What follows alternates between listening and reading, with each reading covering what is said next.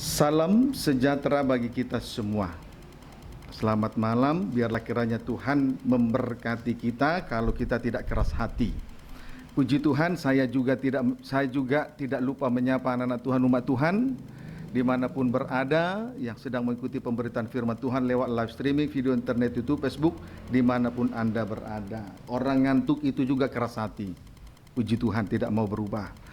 Segera kita memperhatikan firman penggembalaan untuk ibadah kaum muda remaja dari Kejadian 41 ayat 50 sampai dengan ayat 52. Silakan. Tidak ada. Ya, saya sendiri yang membaca. Demikian firman Tuhan. Sebelum datang tahun kelaparan itu, lahirlah bagi Yusuf 2 orang anak laki-laki yang dilahirkan oleh Asnat anak Potifera, imam Dion. Yusuf memberi nama Manasye kepada anak sulungnya itu sebab katanya, Allah telah membuat aku lupa sama sekali kepada kesukarannya dan lupa kepada kesukaranku dan kepada rumah bapakku. Dan kepada anaknya yang kedua diberinya nama Efraim sebab katanya, Allah membuat aku mendapat anak dalam negeri kesengsaraanku. Puji Tuhan.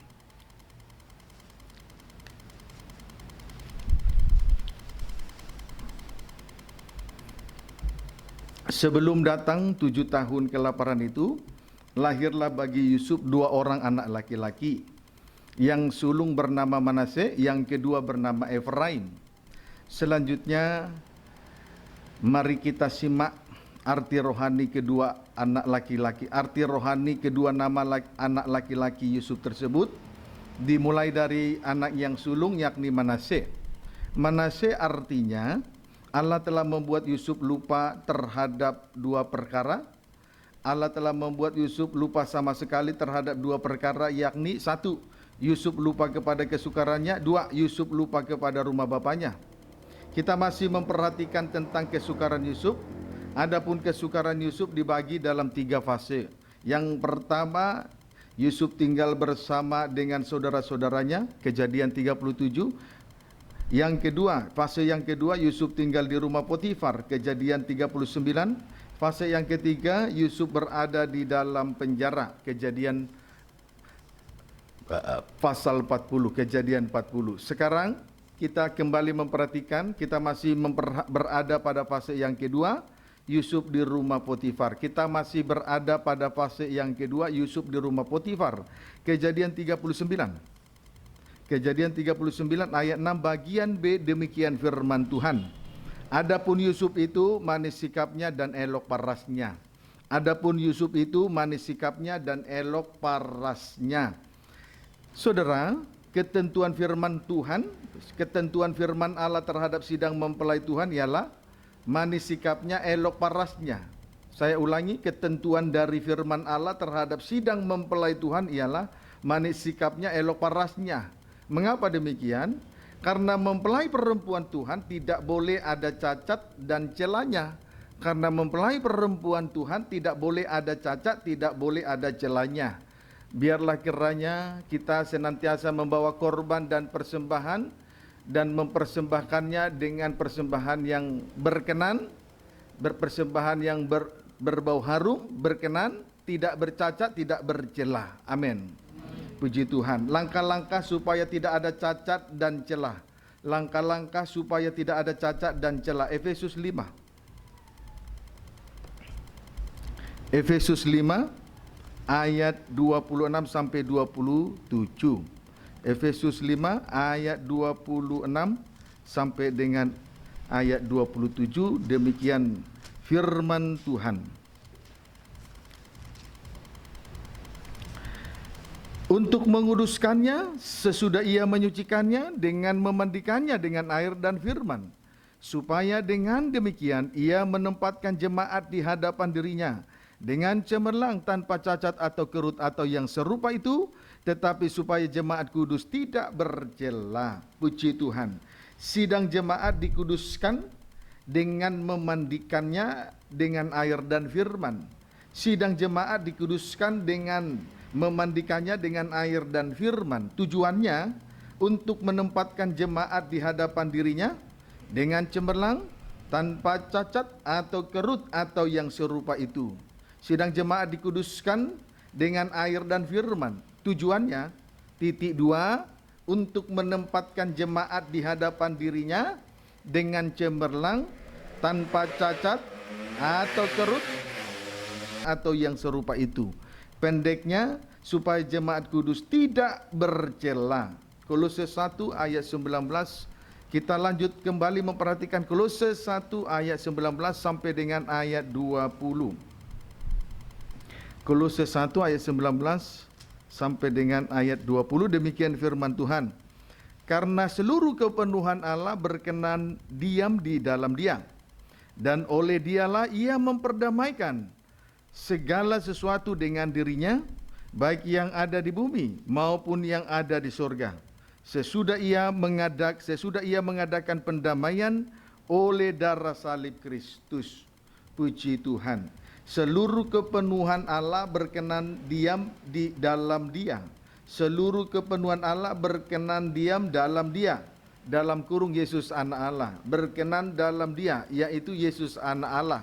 Maka segala sesuatunya, baik yang di bumi maupun yang di surga, diperdamaikan oleh darah salib Kristus. Maka segala sesuatunya, baik yang di bumi maupun yang di surga, diperdamaikan oleh darah salib Kristus. Amin, saudaraku. Tidak ada seorang pun yang dapat sampai kepada Allah tanpa kehidupannya diperdamaikan oleh darah salib Kristus. Puji Tuhan. Ayat 21 sampai dengan ayat 22, demikian firman Tuhan. Kolose 1 ayat 21 sampai dengan ayat 22. Juga kamu yang dahulu hidup jauh dari Allah dan yang memusuhinya dalam hati dan pikiran, seperti yang nyata dalam perbuatanmu yang jahat, sekarang diperdamaikannya di dalam tubuh jasmani Kristus oleh kematiannya, untuk menempatkan kamu kudus dan tak bercela dan tak bercacat di hadapannya. Puji Tuhan. Yang dahulu hidup jauh dari Allah, telah diperdamaikannya di dalam tubuh jasmani Kristus oleh kematiannya. Yang dahulu hidup jauh dari Allah telah diperdamaikannya di dalam tubuh jasmani Kristus oleh kematiannya. Tujuannya untuk menempatkan sidang jemaat kudus dan tidak bercela dan tak bercacat di hadapannya. Puji Tuhan. Haleluya. Puji Tuhan. Amin, saudaraku. Yang dahulu hidup jauh dari Allah telah diperdamaikannya dalam tubuh jasmani Kristus oleh kematiannya. Titik. Tujuannya untuk menempatkan sidang jemaat kudus dan tidak bercela dan tak bercacat di hadapannya. Singkatnya, bagian Tuhan ialah, setelah kita memperhatikan 2 ayat di atas, itulah Efesus 5 ayat 26 sampai 27 dan Kolose 1 ayat 19 sampai dengan ayat 22, kita dapat mengambil kesimpulan dari 2 ayat ini bahwa bagian Tuhan adalah menguduskan sidang jemaat dengan air dan firman. Demikian juga dengan kematiannya untuk menguduskan sidang jemaat dengan darahnya. Tujuannya supaya sidang jemaat tidak bercacat dan tidak bercela. Itulah bagian Tuhan. Amin. Sungguh heranlah kasih Allah yang telah memperjuangkan sidang jemaatnya. Sungguh heranlah kasih Allah yang telah memperjuangkan kehidupan anak muda remaja untuk dibawa sampai kepada derajat yang tinggi, yakni tidak bercacat dan tidak bercela. Puji Tuhan, kita bersyukur di situ. Amin, saudara. Jangan sampai tidak mengerti mengucap syukur. Tidak ada seorang pun yang sampai kepada Allah kalau tidak ada seorang yang menjadi pengantara antara tubuh dengan kepala, antara manusia dengan Allah Bapa. Amin, saudaraku. Dan itulah yang sedang diperjuangkan oleh anak. Lewat pengalaman kematian dan kebangkitannya. Itu berbicara tentang baptisan air, penyucian oleh air dan firman. Kita dikuduskan di hadapan dirinya, supaya tidak bercacat, tidak bercela di hadapan dirinya. Demikian juga, Ia telah memperdamaikan dosa kita oleh kematiannya di dalam tubuh jasmaninya. Sehingga oleh darahnya kita menjadi kudus, tidak bercacat dan tidak bercelah. Sungguh heran kasih Allah yang telah memperjuangkan kehidupan kita, yang telah memperjuangkan manusia berdosa, yang telah memperjuangkan kehidupan muda remaja, supaya menjadi hidup kudus, tidak bercacat dan tidak bercela di hadapannya. Maka kita tidak boleh lupa mengucap syukur kepada Tuhan. Amin. Karena ternyata hidup ini hanyalah karena kasih karunia Tuhan kepada kita. Bahkan kita dibawa sampai kepada derajat yang tinggi, tidak bercacat, tidak bercela, semua karena kemurahan Tuhan. Puji Tuhan, kiranya dapat dipahami dengan baik. Jangan sampai tidak mengerti akan hal itu. Puji Tuhan. Ayat 23. Kolose 1 ayat 23. Sebab itu kamu harus bertekun dalam iman, tetap teguh, tidak bergoncang, dan jangan mau digeser dari pengharapan Injil yang telah kamu dengar dan yang telah dikabarkan di seluruh alam di bawah langit, dan yang aku ini, Paulus, telah menjadi pelayannya. Bagian kita supaya tidak bercacat dan tidak bercela di hadapan dirinya, ya, bagian kita supaya rencana Allah terlaksana untuk menguduskan sidang jemaatnya, tidak bercacat, tidak bercela, memperhatikan dua perkara penting. Tadi bagian Tuhan sudah, sekarang bagian kita supaya rencana Allah terlaksana, yaitu sidang jemaat hidup kudus dan hidup kudus, tidak bercacat, tidak bercela. Maka kita memperhatikan dua perkara penting. Amin, saudaraku. Puji Tuhan. Yakni satu, bertekun dalam iman. Satu, bertekun dalam iman. Berarti tetap teguh, tidak bergoncang. Satu, bertekun dalam iman. Berarti tetap teguh dan tidak bergoncang. Sekalipun harus mengalami ujian, tetap bertekun dalam iman. Amin. Tidak jauh dari ibadah dan pelayanan. Dan hiduplah di dalamnya sampai Tuhan datang. Bertekunlah di dalamnya sampai Tuhan datang. Jangan pernah mempersalahkan, jangan pernah kecewa dan putus asa, dan jangan pernah mempersalahkan Tuhan. Tuhan itu baik. Dia sedang memperjuangkan kehidupan kita lewat air basuhan firman, supaya kita kudus, tidak bercela, tak bercacat dan tak bercela. Oleh kematian dirinya di atas kayu salib, juga kita diperdamaikan di dalam daging Yesus, tubuh jasmani Yesus, sehingga oleh darahnya kita kudus, tidak bercacat, tidak bercela. Amin. Puji Tuhan. Haleluya. Dua, jangan mau digeser dari pengharapan Injil. Dua, jangan mau digeser dari pengharapan Injil. Pengharapan Injil menunjuk pengajaran mempelai yang penuh kuasa melabuhkan kita sampai ke belakang tabir, yaitu ruangan maha suci. Pengharapan Injil menunjuk pengajaran mempelai dalam terangnya tabernakel, berkuasa melabuhkan kita sampai ke belakang tabir, yakni ruangan maha suci. Puji Tuhan. Ibrani pasal, kita melihat pembuktiannya dalam Ibrani pasal yang ke-6 ayat 19 sampai 20. Baca. Ibrani 6 ayat 19 sampai 20. Demikian firman Tuhan. Pengharapan itu adalah sau yang kuat dan aman bagi jiwa kita, yang telah dilabuhkan sampai ke belakang tabir, ruangan maha suci, di mana Yesus telah masuk sebagai perintis bagi kita, ketika ia menurut peraturan Melkisedek menjadi imam besar sampai selama-lamanya. Pengharapan Injil itulah pengajaran mempelai dan pengajaran tabernakel. Dan itu merupakan sau yang kuat dan aman bagi jiwa kita. Dan itu merupakan sau yang kuat dan aman bagi jiwa kita. Mengapa demikian? Karena pengajaran mempelai dan pengajaran tabernakel berkuasa melabuhkan kehidupan kita, kehidupan muda remaja. Amin, saudaraku. Berkuasa melabuhkan kehidupan muda remaja sampai ke belakang tabir, yakni ruangan maha suci, menjadi mempelai Tuhan yang tidak bercacat dan tidak bercela, sama dengan sempurna adanya. Sama dengan sempurna adanya. Amin. Puji Tuhan. Haleluya. Jadi saudara tidak perlu ragu dengan pengajaran mempelai dalam terangnya tabernakel.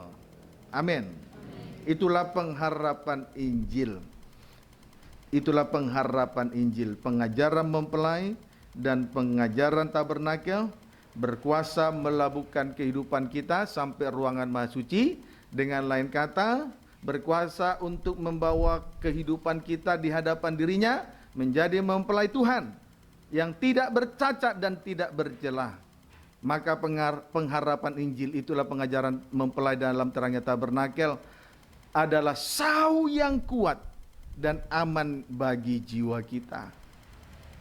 Aman bagi jiwa kita. Amin. Puji Tuhan, aman bagi jiwa kita. Puji Tuhan. Haleluya. Kolose, kita kembali untuk melihat Kolose 1 ayat 23. Kolose 1 ayat 23, demikian firman Tuhan, sebab itu kamu harus bertekun dalam iman. Amin. Berarti tetap teguh dan tidak berguncang walaupun banyak pergumulan silih berganti. Kemudian jangan mau digeser dari pengharapan Injil. Jangan lepaskan pengajaran mempelai dan pengajaran tabernakel. Karena berkuasa melabuhkan kehidupan kita sampai ke belakang tabir, ruangan maha suci. Dengan lain kata, menjadi mempelai Tuhan. Ditempatkan di hadapannya tidak bercacat, tidak bercela. Puji Tuhan, aman bagi jiwa kita. Yang kemudian yang telah kamu dengar dan yang telah dikabarkan di seluruh alam di bawah langit ini. Kita sudah terima pengajaran mempelai dalam terangnya tabernakel. Jangan bergeser dari sana. Aman bagi jiwa kita. Amin. Dan yang aku ini Paulus telah menjadi pelayannya. Rasul Paulus berkata, yang aku ini Paulus telah menjadi pelayannya. Singkatnya, Rasul Paulus adalah pelayan Tuhan untuk memberitakan pengajaran mempelai dalam terangnya tabernakel. Puji Tuhan. Sebagai bukti 2 Korintus 11 ayat 2. Sebagai bukti 2 Korintus 11 ayat 2, demikian firman Tuhan. Sebab aku cemburu kepada kamu dengan cemburu ilahi, karena aku telah mempertunangkan kamu kepada satu laki-laki untuk membawa kamu sebagai perawan suci kepada Kristus. Singkatnya, saudaraku, ayat ini menjelaskan bahwa Rasul Paulus adalah pelayan Tuhan untuk memberitakan pengajaran mempelai. Dan pengajaran mempelai ini membawa gereja Tuhan sebagai perawan suci, tanpa cacat, tanpa celah di hadapan dirinya. Itulah Kristus sebagai mempelai laki-laki surga. 2 Korintus 12 ayat 1 sampai dengan ayat 4. Demikian selanjutnya 2 Korintus 12 ayat 1 sampai dengan ayat yang keempat. Pembacaan langsung ayat 2. Aku tahu tentang seorang Kristen 14 tahun yang lampau, entah di dalam tubuh aku tidak tahu, entah di luar tubuh aku tidak tahu. Allah yang mengetahuinya. Orang itu tiba-tiba diangkat ke tingkat yang ketiga dari surga, itulah ruangan maha suci. Aku juga tahu tentang orang itu, entah di dalam tubuh, entah di luar tubuh, aku tidak tahu. Allah yang mengetahuinya. Ia tiba-tiba diangkat ke Firdaus dan ia mendengar kata-kata yang tak terkatakan, yang tidak boleh diucapkan manusia. Ayat ini menjelaskan bahwa Rasul Paulus adalah pelayan Tuhan untuk memberitakan pengajaran tabernakel. Sebab ia diangkat ke tingkat yang ketiga dari surga. Jelas ini menunjuk kepada ruangan maha suci. Dengan demikian, Rasul Paulus adalah pelayan Tuhan untuk memberitakan pengajaran tabernakel. Lebih rinci, sebagai bukti bahwa dia pelayan Tuhan di dalam memberitakan pengajaran tabernakel, Ibrani pasal 9 ayat 2 sampai dengan ayat 4. Ibrani pasal yang ke-9 ayat 2 sampai dengan ayat 4. Demikian firman Tuhan, tempat kudus di bumi dan di surga. Sebab ada dipersiapkan suatu kemah yang yaitu bagian yang paling depan, dan di situ terdapat kaki dian dan meja dengan roti sajian. Bagian ini disebut tempat yang kudus. Di belakang tirai yang kedua terdapat suatu kemah lagi yang disebut tempat yang maha kudus, ruangan maha suci. Di situ terdapat mezbah pembakaran ukupan, itulah penyembahan dari emas, dan tabut perjanjian Itu berbicara tentang hubungan nikah yang seluruhnya disalut dengan emas. Di dalam tabut perjanjian itu tersimpan buli-buli emas berisi mana, tongkat Harun yang pernah bertunas, dan lolo batu yang bertuliskan 10 hukum Allah. Puji Tuhan. Tanda bahwa Rasul Paulus telah diangkat ke tingkat yang ketiga dari sorga. Tanda bahwa Rasul Paulus telah diangkat ke tingkat yang ketiga dari sorga. Ia dapat menunjukkan keadaan dari titik 2 ruangan suci dan ruangan maha suci. Ia dapat menunjukkan keadaan dari ruangan suci dan ruangan maha suci. Amin. Puji Tuhan. Itu bukti bahwa Rasul Paulus diangkat ke tingkat yang ketiga dari surga. Itu berbicara tentang ruangan maha suci. Puji Tuhan. Kesimpulannya, pengajaran mempelai dalam terangnya tabernakel sangat berkuasa untuk membawa sidang jemaat masuk dalam rencana Allah yang besar, yakni menjadi mempelai Tuhan yang tak bercacat dan tidak bercela. Amin. Puji Tuhan. Haleluya. Saudari Maria pernah bermimpi bahwa, kalau saya tidak salah, kalau tidak lupa ingatan, bahwa di sampingnya ada Rasul Paulus memegang dua tangannya, begitu ya, dengan erat. Sebetulnya dia sudah tidak mampu melangkahkan kedua kakinya, tetapi Tuhan menunjukkan keberadaan dari Rasul Paulus, lalu memegang kedua tangannya, sehingga dalam keadaan susah payah dia berjalan melangkah bersama dengan Rasul Paulus. Puji Tuhan. Inilah yang sedang terjadi dalam kehidupan kita masing-masing. Lewat pengajaran mempelai dan pengajaran tabernakel, Tuhan memegang kedua tangan kita. Amin. Itu adalah sauh yang kuat dan aman bagi jiwa kita. Kiranya dapat dipahami dengan baik. Puji Tuhan. Oleh sebab itu, bertekun dalam iman, tetap teguh, jangan bergoncang. Kemudian jangan mau digeser dari pengharapan Injil. Pengajaran mempelai dan pengajaran tabernakel itu merupakan sauh yang kuat, karena berkuasa melabuhkan kehidupan kita sampai ke belakang tabir ruangan maha suci.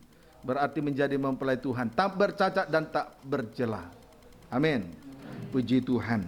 2 Petrus 2 ayat 3.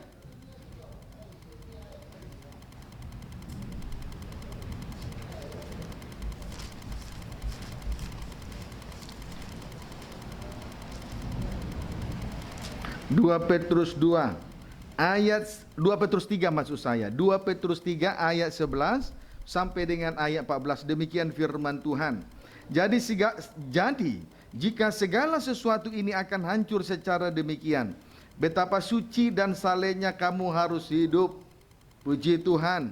Betapa suci dan salehnya kamu harus hidup, yaitu kamu yang menantikan dan mempercepat kedatangan dari Allah, hari Allah.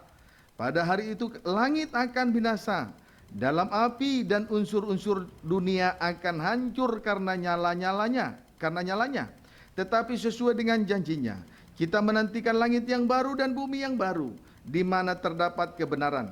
Sebab itu saudara-saudaraku yang kekasih, sambil menantikan semuanya ini, kamu harus berusaha supaya kamu kedapatan tak bercacat dan tak bernoda di hadapannya dalam perdamaian dengan Dia. Langit yang pertama dan bumi yang pertama dan segala unsur-unsurnya akan berlalu. Langit yang pertama dan bumi yang pertama dan segala unsur-unsurnya akan berlalu. Amin. Untuk menantikan langit yang baru dan bumi yang baru, kita harus bertekun dalam iman. Berarti tetap teguh dan tak bergoncang.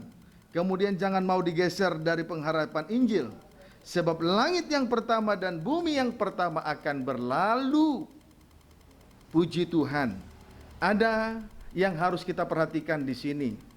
Kalau langit yang pertama dan bumi yang pertama harus berlalu, berarti betapa suci dan salehnya kita harus hidup. supaya jangan turut binasa, dilemparkan dalam nyala api neraka bersama dengan langit yang pertama dan bumi yang pertama.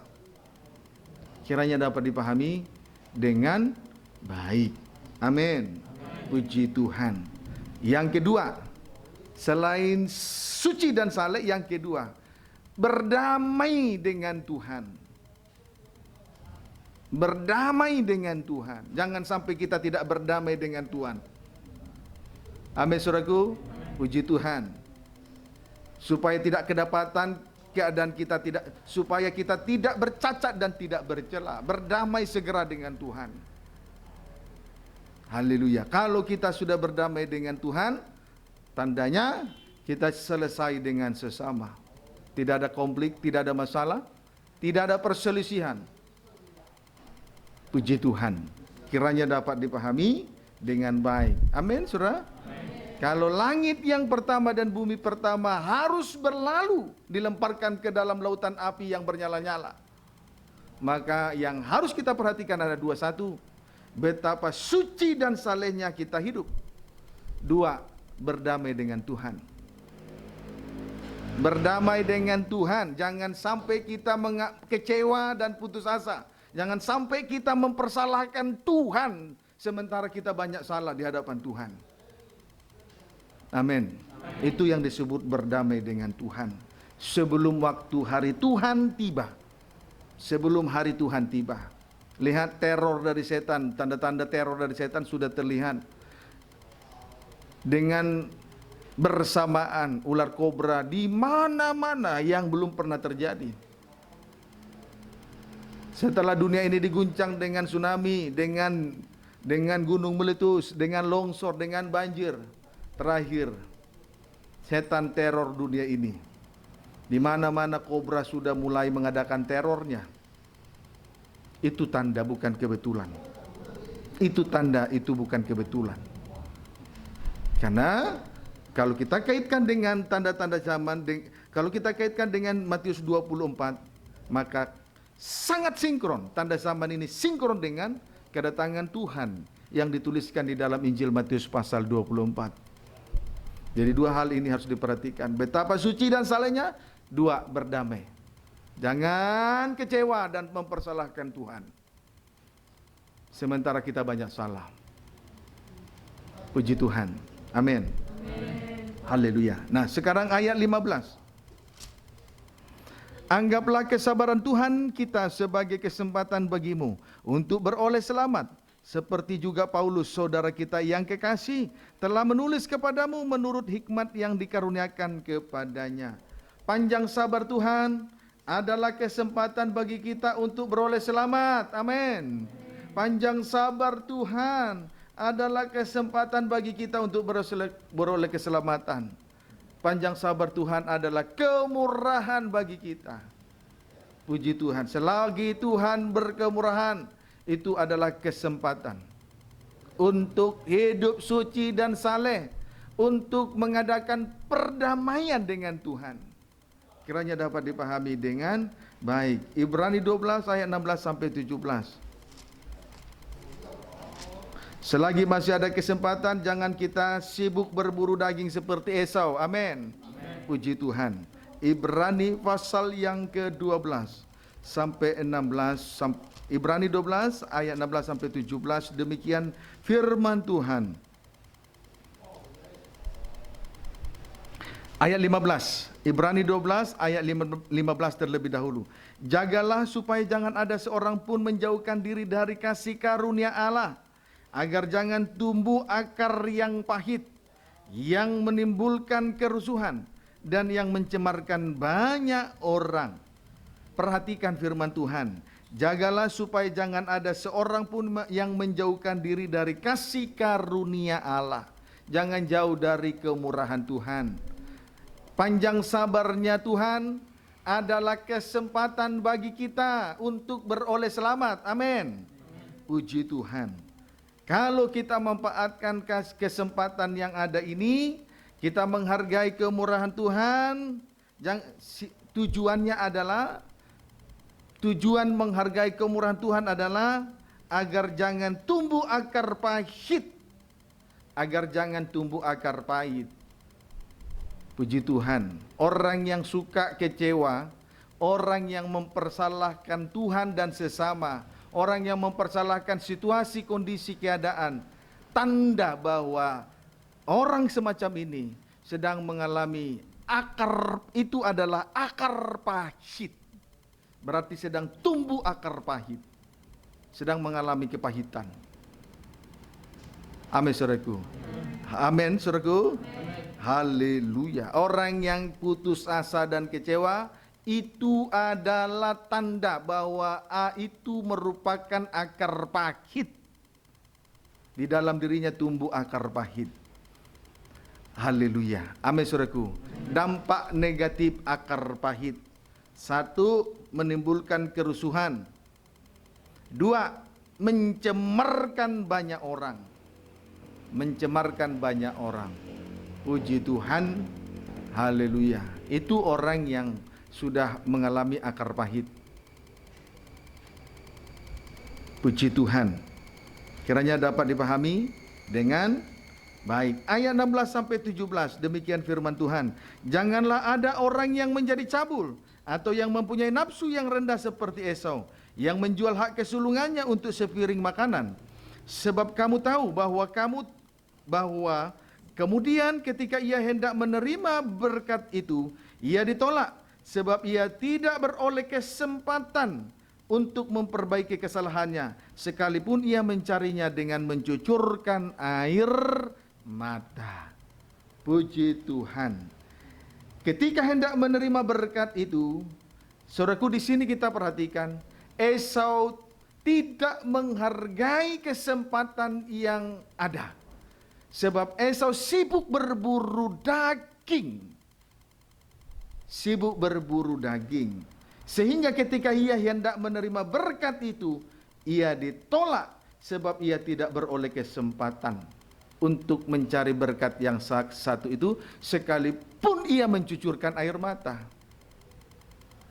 Sekalipun ia mencucurkan air mata, sekalipun ia meraung-raung, ia ditolak. Manfaatkan kesempatan yang ada ini. Kesempatan yang ada ini tinggal sedikit, namun sekalipun demikian itu adalah panjang sabarnya Tuhan. Itu adalah kemurahan Tuhan. Itu adalah kasih karunia Tuhan. Jangan jauh dari kasih karunia Tuhan. Amin. Supaya jangan tumbuh akar pahit. Haleluya. Kiranya dapat dipahami dengan baik. Pendeknya, Esau rela mengorbankan yang rohani untuk hal yang jasmani. Sebaliknya, Yakub mengorbankan yang jasmani untuk memperoleh yang rohani. Kesimpulannya, Yakub adalah gambaran dari orang yang mau menghargai kesempatan yang masih tersisa ini. Puji Tuhan. Jadi Esau ini sebetulnya kelebihan dari Esau dari Yakub adalah dia memiliki hak kesulungan. 1, kemudian jubah berbulu. Sebaliknya, Yakub dia badannya klimis, tidak punya apa-apa. Tetapi mereka mempunyai kelebihan menurut sudut pandang rohani.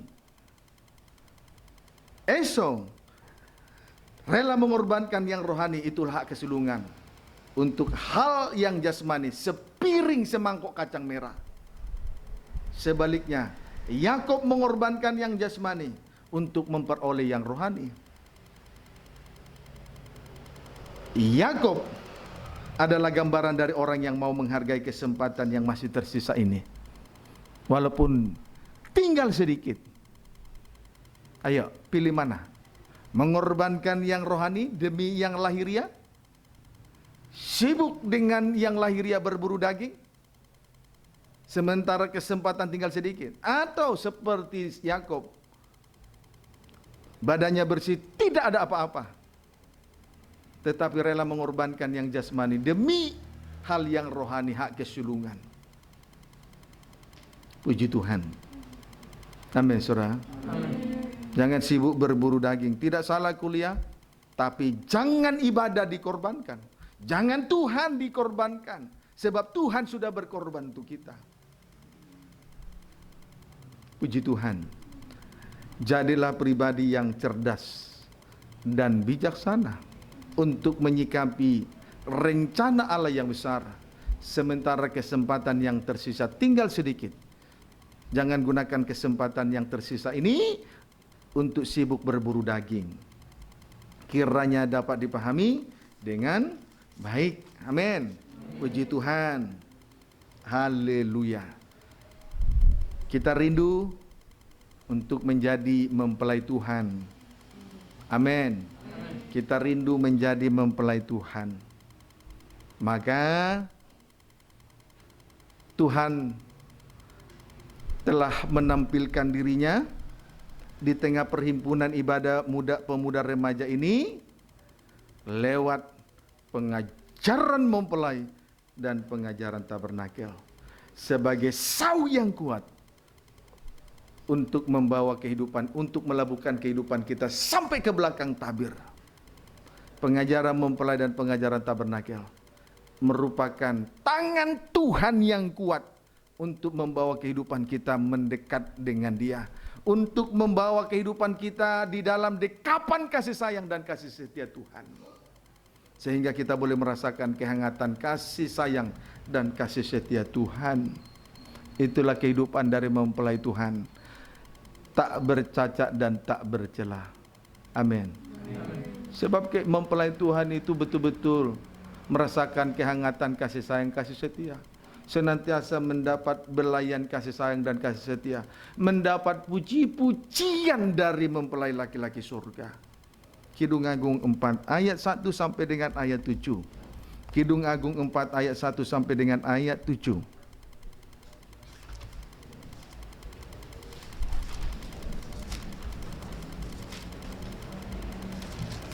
Demikian firman Tuhan.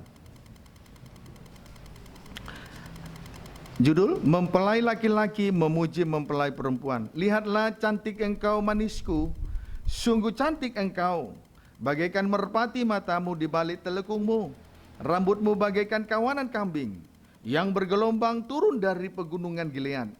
Gigimu bagaikan kawanan domba yang baru saja dicukur, yang keluar dari tempat pembasuhan, yang beranak kembar semuanya, yang tak beranak tak ada. Bagaikan seutas pita kirmisi bibirmu dan elok mulutmu, bagaikan belahan buah delima pelipismu di balik telekungmu. Lehermu seperti menara Daud, dibangun untuk menyimpan senjata. 1000 perisai tergantung padanya, dan segala para pahlawan dan gada para pahlawan semuanya. Seperti 2 anak rusa buah dadamu, seperti anak kembar kijang yang tengah makan rumput di tengah-tengah bunga bakung. Sebelum angin senja berhembus dan bayang-bayang menghilang, aku ingin pergi ke Gunung Mur dan ke Bukit Kemenyan. Engkau cantik sekali manisku, tidak ada cacat celah padamu. Puji Tuhan.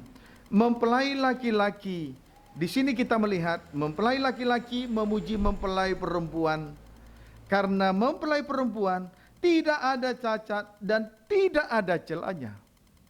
Karena mempelai perempuan tidak bercacat dan tidak bercelah.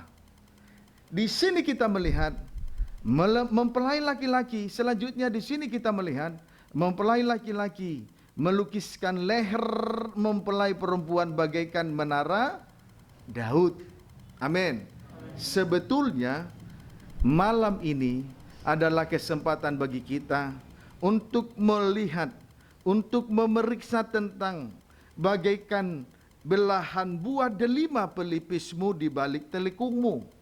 Tetapi karena perkara ini kita bisa temukan lagi, atau kita masih mendapat kesempatan di dalam Kidung Agung pasal 6 ayat yang ke-7, maka kita lewati saja langsung kepada lehermu seperti menara Daud.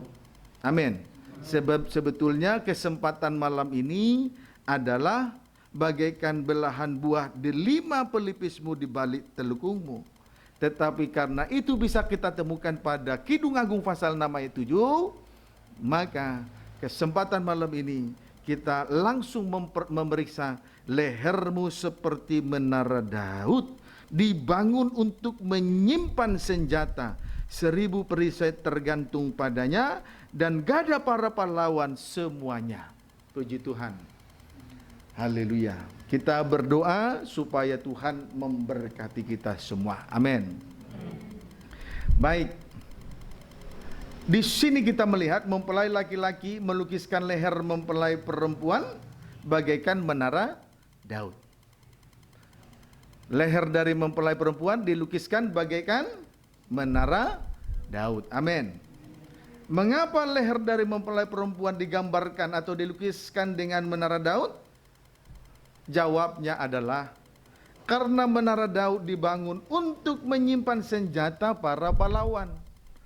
Karena menara Daud dibangun untuk menyimpan senjata para pahlawan, atau tempat di mana para pahlawan menggantungkan segala persenjataan mereka, atau tempat di mana para pahlawan menggantungkan segala persenjataan mereka. Sedangkan leher merupakan penghubung atau pengantara antara kepala dan tubuh manusia. Amin. Puji Tuhan.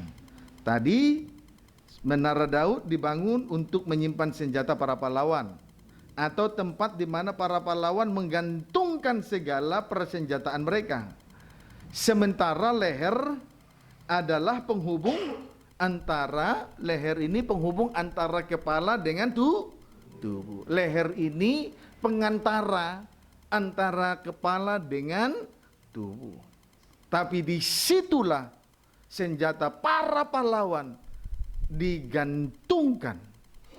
Kiranya dapat dipahami dengan baik. Puji Tuhan.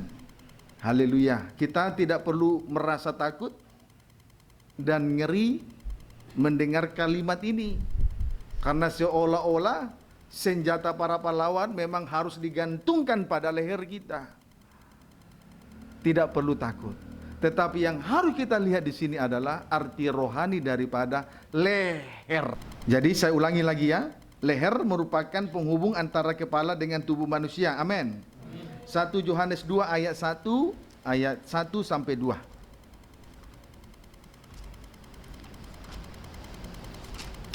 1 Yohanes pasal yang kedua ayat 1 sampai dengan ayat 2. Demikian firman Tuhan. Kristus pengantara kita. Anak-anakku, hal-hal ini kutuliskan kepada kamu, supaya kamu jangan berbuat dosa. Namun, jika seorang berbuat dosa, kita mempunyai seorang pengantara pada Bapa. Ya, kalau anak-anak Tuhan berdosa, ada pengantara pada Bapa, yaitu Yesus Kristus yang adil. Amin. Ayat 2, dan ia adalah pendamaian untuk segala dosa kita, dan bukan untuk dosa kita saja, tetapi juga untuk dosa seluruh dunia. Puji Tuhan. Saudaraku, perhatikan kalimat. Jika seorang berbuat dosa, kita mempunyai seorang pengantara pada Bapa, yaitu Yesus Kristus. Yaitu Yesus Kristus. Yesus Kristus telah mengadakan pendamaian terhadap dosa manusia. Mengadakan pendamaian terhadap dosa dunia. Dialah yang menjadi pengantara antara Allah dengan manusia, sebab Dia telah mengadakan pendamaian terhadap dosa manusia. Dia telah memperdamaikan dosa manusia kepada Allah di atas kayu salib. Tetapi sekalipun demikian, jangan juga kita seenaknya berbuat dosa. Tapi sekalipun demikian, sekalipun kita memang memiliki pengantara yang tugasnya untuk memperdamaikan dosa dunia, jangan kita seenaknya berbuat dosa. Jangan sesuka hati kita berbuat keinginan daging sendiri di luaran sana. Pendeknya, jangan bermain-main dengan terhadap dosa, kejahatan, apalagi dosa kenajisan. Puji Tuhan. Amin. Puji Tuhan. Haleluya. Kita patut bersyukur kepada Allah karena kita memiliki seorang pengantara yang senantiasa mengadakan pendamaian terhadap dosa. Amin. Bahkan yang senantiasa mendoakan kita setiap saat, setiap jam, setiap detik kepada Bapa di surga.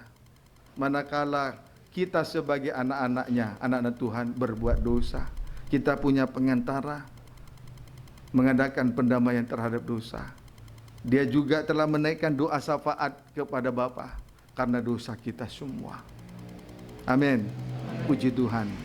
Kita bersyukur di situ. Jangan lupa dengan pekerjaan dari imam besar yang mengadakan pendamaian dosa oleh darahnya dan juga senantiasa menaikkan doa-doa syafaat. Di dalam doa syafaat nama kita disebut. Manakala kita sebagai anak-anak Tuhan jatuh dalam berbagai-bagai perbuatan dosa, kiranya dapat dipahami dengan baik. Amin. Puji Tuhan. Setiap saat Yesus menaikkan doa syafaat kepada Bapa. Setiap jam, setiap saat. Manakala kita jatuh dalam dosa, kita bersyukur bahwasanya kita memiliki seorang imam besar yang adil. Amin. Puji Tuhan. 2 Korintus 5.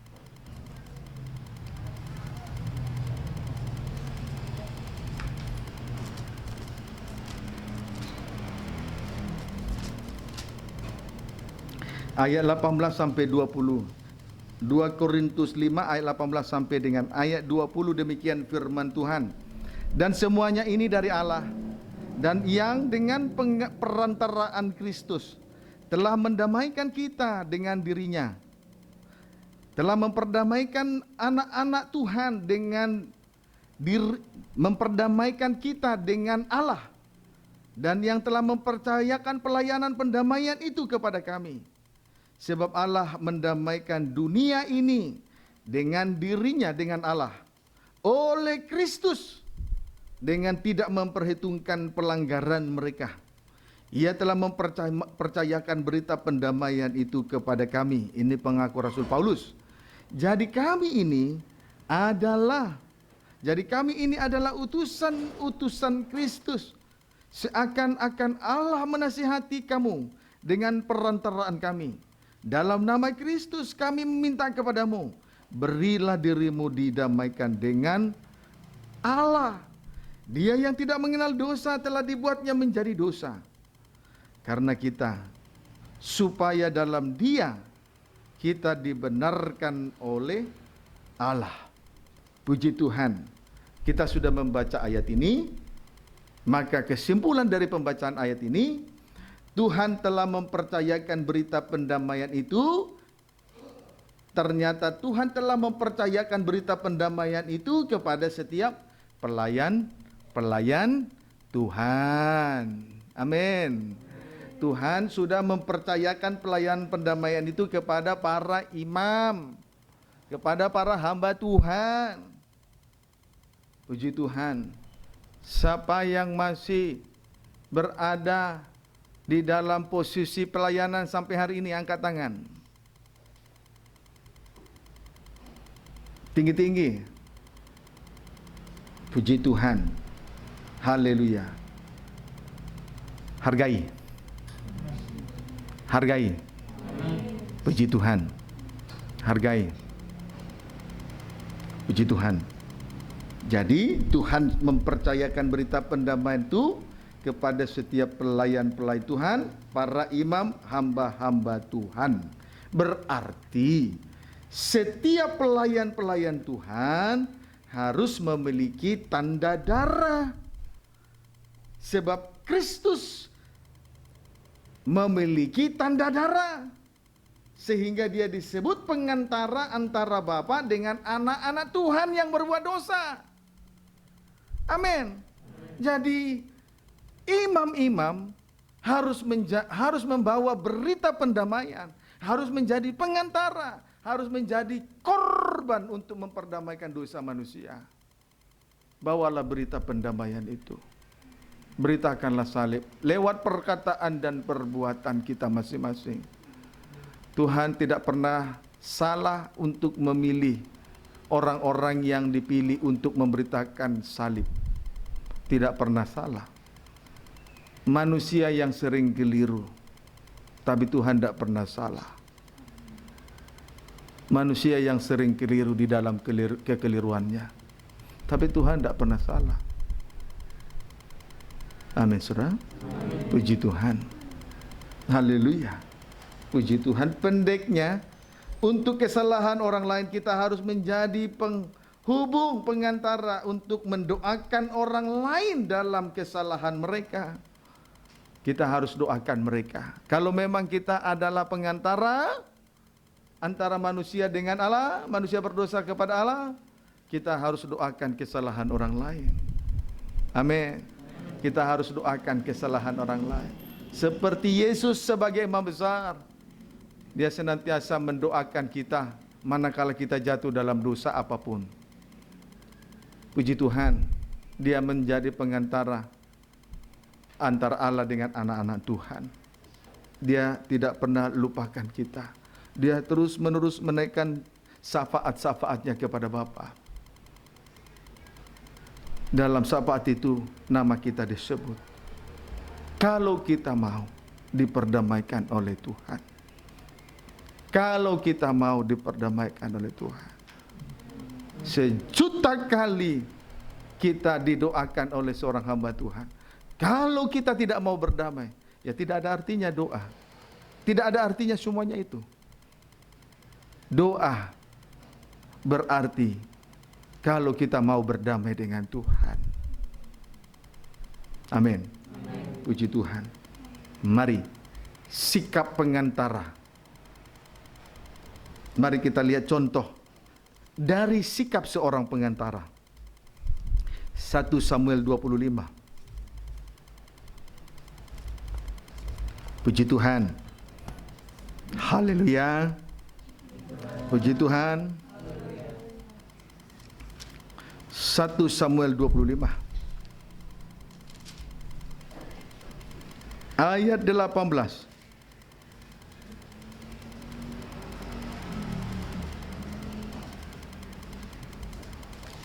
Ayat 19 sampai dengan ayat 25. Ayat 18. Judulnya Daud, Nabal dan Abigail. 1 Samuel 25 ayat 18 sampai dengan ayat 25. Daud, Nabal dan Abigail. Demikian firman Tuhan. Lalu segeralah Abigail mengambil 200 roti, 2 buyung anggur, 5 domba yang telah diolah, 5 sukat bertih gandum, 100 buah kue kismis, dan 200 kue ara. Dibuatnyalah semuanya ke atas keledai. Lalu berkata kepada bujang-bujangnya, berjalanlah mendahului aku segera menyusul kamu. Tetapi Nabal suaminya tidaklah diberitahukannya. Nah, ini hebatnya Abigail. Puji Tuhan. Tidak mau menunjukkan dirinya sebagai seorang pejuang. Tidak mau menunjukkan dirinya seorang pahlawan sekalipun dia pahlawan rohani. Ayat 20. Ketika perempuan itu dengan menunggang keledainya turun dengan terlindung oleh gunung, tampaklah Daud dan orang-orangnya turun ke arahnya, dan perempuan itu bertemu dengan mereka. Daud tadinya telah berkata, sia-sialah aku melindungi segala kepunyaan orang ini di padang gurun. Maksudnya Nabal, suami Abigail tadi. Sehingga tidak ada sesuatu pun yang hilang dari segala kepunyaannya. Ia membalas kebaikanku dengan kejahatan. Beginilah kiranya Allah menghukum Daud. Bahkan lebih lagi daripada itu, jika ku tinggalkan hidup sampai pagi seorang laki-laki saja dari semua yang ada daripadanya atau daripada Nabal suami Abigail. Ketika Abigail melihat Daud, segeralah ia turun dari atas keledainya, lalu sujud menyembah di depan Daud dengan mukanya sampai ke tanah. Ia sujud pada kaki Daud serta berkata, "Aku sajalah ya Tuanku yang menanggung kesalahan itu. Izinkanlah hamba-Mu ini berbicara kepadamu, dan dengarkanlah perkataan hamba-Mu ini. Janganlah kiranya Tuanku mengindahkan Nabal suaminya Gail, orang yang dursila itu, sebab seperti namanya, demikianlah ia. Nabal namanya dan bebal orangnya. Tetapi aku hamba-Mu ini tidak melihat orang-orang yang Tuanku suruh." Puji Tuhan. Di sini kita melihat Abigail adalah seorang pengantara yang luar biasa. Seorang pengantara yang luar biasa.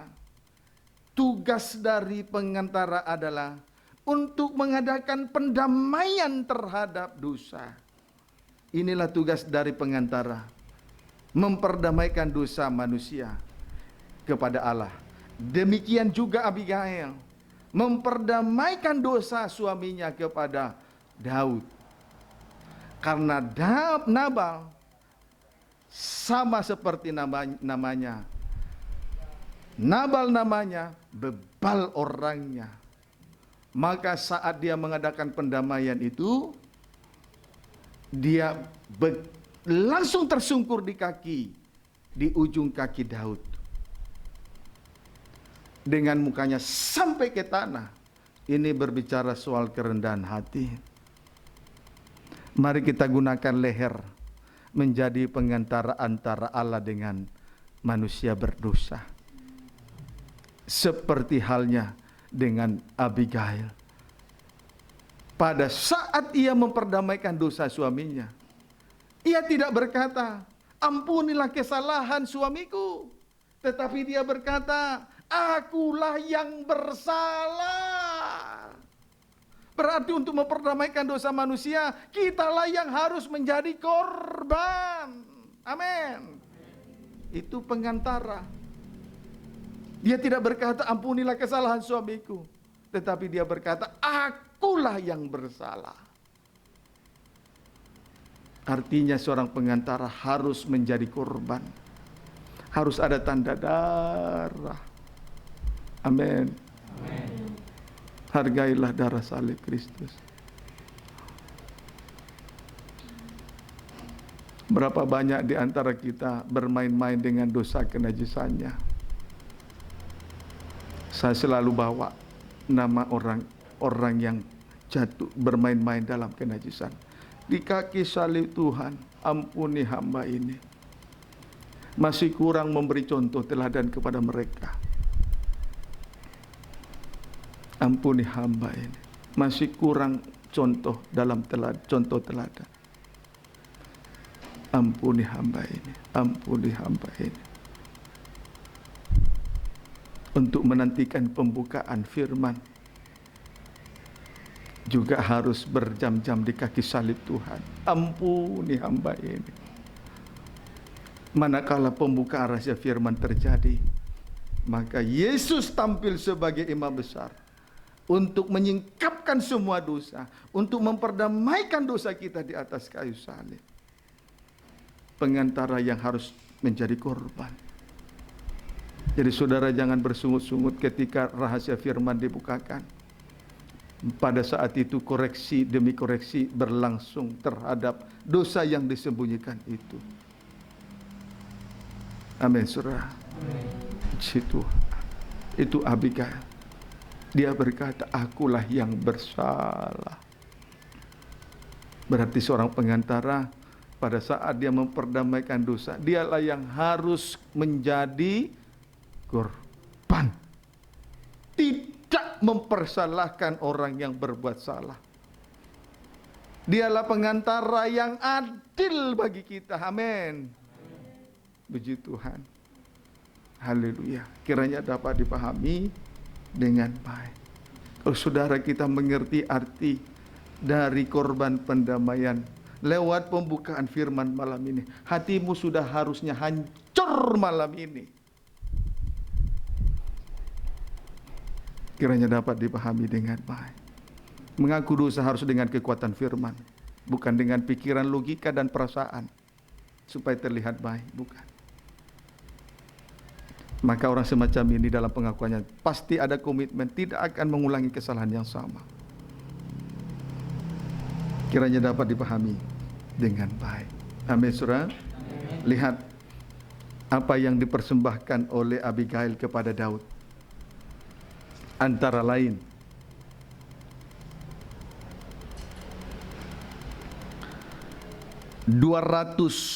mengambil 200 roti, 2 buyung anggur, 5 domba yang telah diolah, 5 sukat berti gandum, 100 buah kue kismis, dan 200 kue ara. Puji Tuhan. Amin, saudara. Lalu kita kembali membaca ayat 19. Lalu berkata kepada bujangnya, Abigail berkata kepada bujangnya, berjalanlah mendahului aku, aku segera menyusul kamu. Tetapi Nabal suaminya tidaklah diberitahukan. Abigail adalah seorang yang rendah hati. Dan Abigail bukanlah seorang yang merasa pahlawan pada saat dia sedang mengadakan pendamaian terhadap dosa suaminya. Sebab dia tidak memberitahukan perkara itu kepada suaminya. Diam-diam dia mempersembahkan semua korban kepada Tuhan. Dia tidak merasa menjadi seorang pahlawan. Apapun yang kita kerjakan di tengah ibadah, di tengah-tengah kegiatan ruh, di tengah perhimpunan ibadah kita, jangan pernah merasa berkorban, jangan pernah merasa berjasa, amin. Dan jangan pernah merasa rugi seberapa besar apa yang kau persembahkan kepada Tuhan. Karena semua itu dari Tuhan. Kita ini hanyalah sarana supaya kita menjadi suatu kehidupan yang hidup sesuai dengan rencana Tuhan. Semua itu hanya sarana. Nah, sarana ini dipakai Tuhan, dikirim Tuhan, supaya kita mau melakukan segala sesuatu menurut ketetapannya.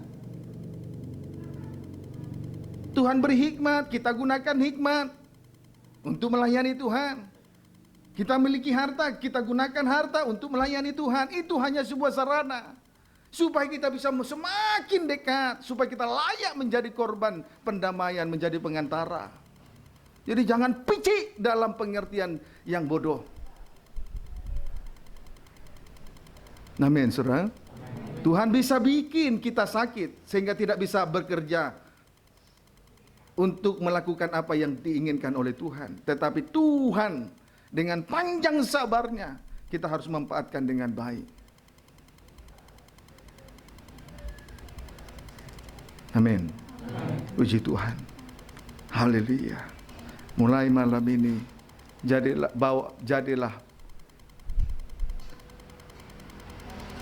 pengantara. Jadilah pengantara antara kepala dengan tubuh. Bawalah berita pendamaian itu. Amin, saudaraku. Puji Tuhan. Lalu pada ayat 24, sujudlah. Ia sujud pada kaki Daud serta berkata, aku sajalah ya Tuanku yang menanggung kesalahan itu. Dia tidak mempersalahkan suaminya, tapi dia merasa bahwa dia saja yang bersalah. Amin, saudara. Puji Tuhan. Ayo, kalau rindu untuk menjadi imam, mulai sekarang sudah harus tertanam perkataan daripada Abigail ini. Aku sajalah ya Tuanku yang menanggung kesalahan itu. Izinkanlah hambamu ini berbicara kepadamu. Lalu selanjutnya, naikkanlah doa syafaat itu.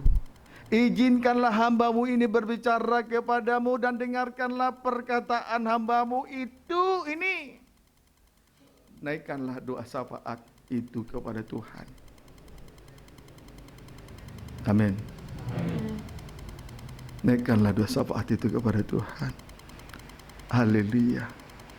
Nah, saudara, kita bersyukur kepada Tuhan. Dia adalah pengantara yang adil bagi kita semua. Amin, saudaraku.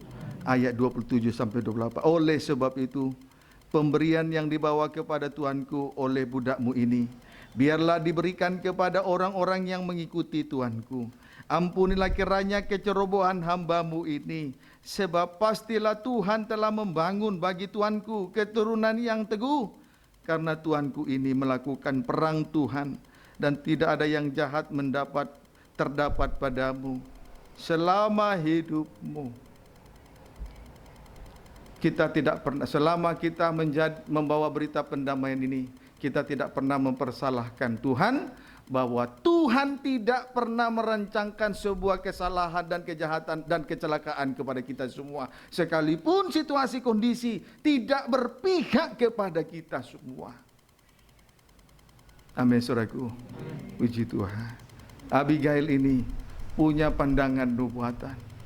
Seorang pengantara memiliki pandangan nubuatan, memandang jauh ke depan, tidak pendek cara berpikir, sehingga tidak mudah jatuh dalam dosa.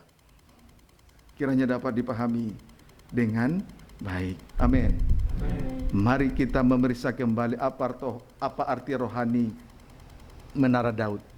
Kita kembali membaca Kidung Agung pasal yang keempat tadi,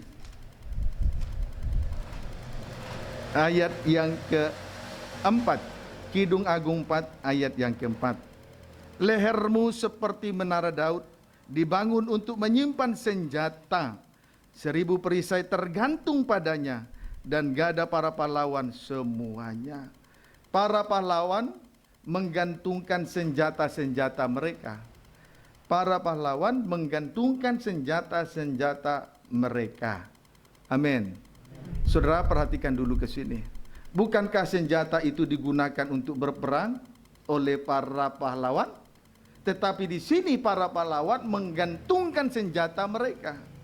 Berarti kalau senjata digantung berarti peperangan sudah selesai.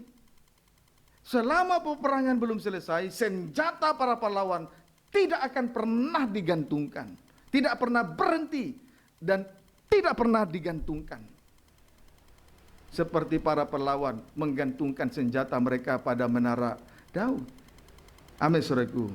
Nah, sekarang arti rohaninya untuk kita sekarang. Arti rohaninya untuk kita sekarang. Anak-anak Tuhan tidak perlu lagi berperang. Amin, saudaraku.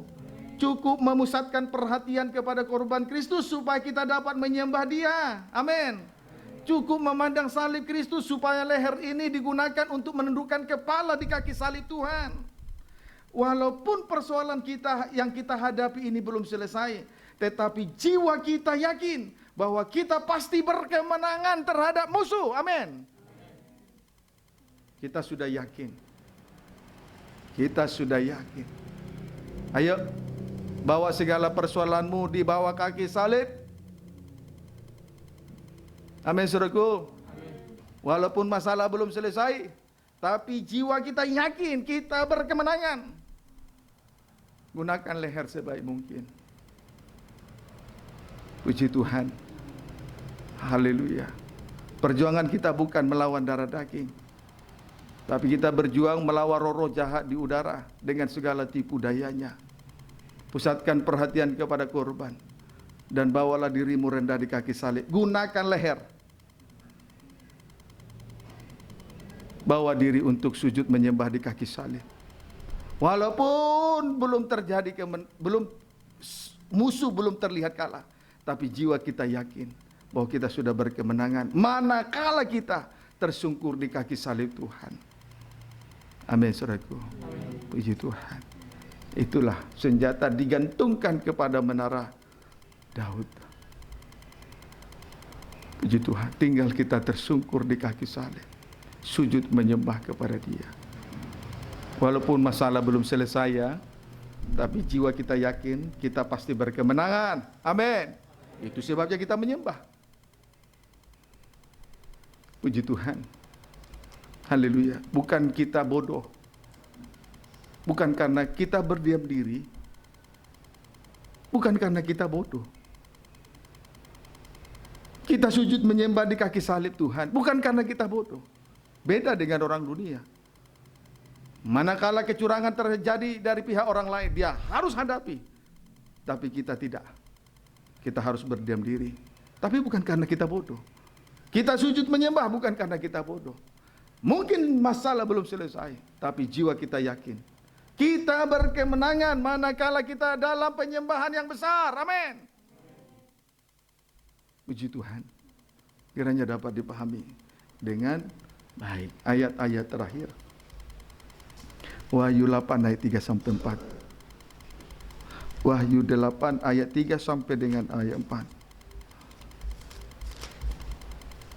Wahyu 8 ayat 3 sampai dengan ayat 4. Demikian firman Tuhan. Maka datanglah seorang malaikat lain, dan ia pergi berdiri dekat mezbah dengan sebuah pedupaan emas, dan kepadanya diberikan banyak kemenyan untuk mempersembahkannya bersama-sama dengan doa semua orang kudus di atas mezbah emas di hadapan tahta itu. Maka naiklah asap kemenyan bersama dengan doa orang-orang kudus itu dari tangan malaikat itu ke hadapan Allah. Puji Tuhan. Mulai malam ini, detik ini, mari kita gunakan leher untuk mengadakan, untuk merendahkan diri di kaki salib Tuhan. Amin. Kita gunakan leher untuk merendahkan diri di kaki salib Tuhan. Maka dalam doa penyembahan kita membawa segala persoalan kepada Tuhan. Maka saat penyembahan itu naik, maka kita mendapat keselamatan dari Tuhan, bahkan berkemenangan. Sebab Yesus adalah misbah dupa besar yang sedang memimpin doa penyembahan dari orang kudus untuk membawa penyembahan itu sampai kepada hadirat Tuhan. Kita terlepas dari segala persoalan di bumi ini. Amin. Puji Tuhan. Satu malaikat yang kuat itu tidak lain tidak bukan adalah pribadi Yesus anak Allah. Dia adalah imam besar yang sedang mengadakan pendamaian dosa, bahkan sedang memimpin doa penyembahan dari orang kudus untuk membawa penyembahan itu sampai naik ke hadirat Allah. Masalah selesai dari atas muka bumi ini. Puji Tuhan. Kiranya dapat dipahami dengan baik. Dialah pengantara yang adil. Amin. Dialah pengantara yang adil. Dia mendoakan kita senantiasa. Dialah imam besar yang bersafaat setiap saat, setiap jam, setiap detik, setiap saat kepada kita semua. Dalam syafaat kita dinaikkan doa, nama kita disampaikan kepada Bapa. Puji Tuhan. Kiranya dapat dipahami dengan baik. Demikian juga mempelai perempuan. Berkemenangan. Tidak dapat dihanyutkan oleh air yang disemburkan dari mulut naga sebesar sungai, karena bumi datang menolong dia. Itulah penyembahan. Gunakan leher ini ya. Amin saudaraku. Gunakan leher ini. Sama seperti para pelawat menggantungkan para senjata-senjatanya. Puji Tuhan. Kalau hari ini kita sedang berdiam, hari ini kita ada dalam penyembahan, bukan karena kita bodoh. Tidak membalas kejahatan dengan kejahatan, bukan karena kita bodoh. Tapi kita menyadari, Yesus imam besar, pengantara yang adil. Ia sudah bersyafaat untuk kita semua. Amin. Amin. Tuhan Yesus memberkati kita semua.